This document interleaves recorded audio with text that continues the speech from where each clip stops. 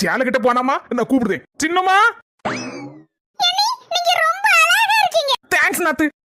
முதல்ல எந்த கல்யாணத்துக்கு போறோம்? அண்ணி வீட்டு சார்பா உள்ள கல்யாணத்துக்கா இல்ல நம்ம சொக்கார வீட்டு கல்யாணத்துக்கா? தங்கச்சி முதல்ல நம்ம சொக்கார வீட்டு கல்யாணத்துக்கு போயிட்டு அதுக்கப்புறம் தான் அண்ணி வீட்டு சொந்தக்காரங்க வீட்டு கல்யாணத்துக்கு போறோம். ஏங்க அப்படியா? ஆமா சின்ன பொண்ணு. ஒரு நிமிஷம் இப்ப வரேன்.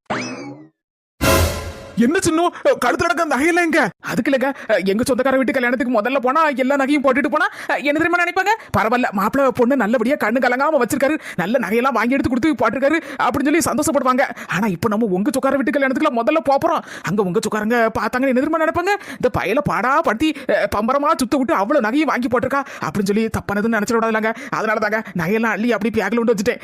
போகும்போது கல்யாணத்துக்கு போகும்போது போடாண்டா, ரெண்டாவது எங்க சொக்கார வீட்டு கல்யாணத்துக்கு போகும்போது அப்படியே போட்டுட்டு போறேன். அதுவும் இல்லாம அவ்வளவு கவரி நகையை அள்ளி போட்டுக்கிட்டு உங்க வீட்டுக்காரங்கிட்ட பேச்சு வந்ததுக்கு என்னால முடியாதப்பா. என்ன நான் சொல்றது சரிதானே? நீங்க சொல்றது சரிதான் அண்ணி. இடத்துக்கு ஏத்த கோலம்.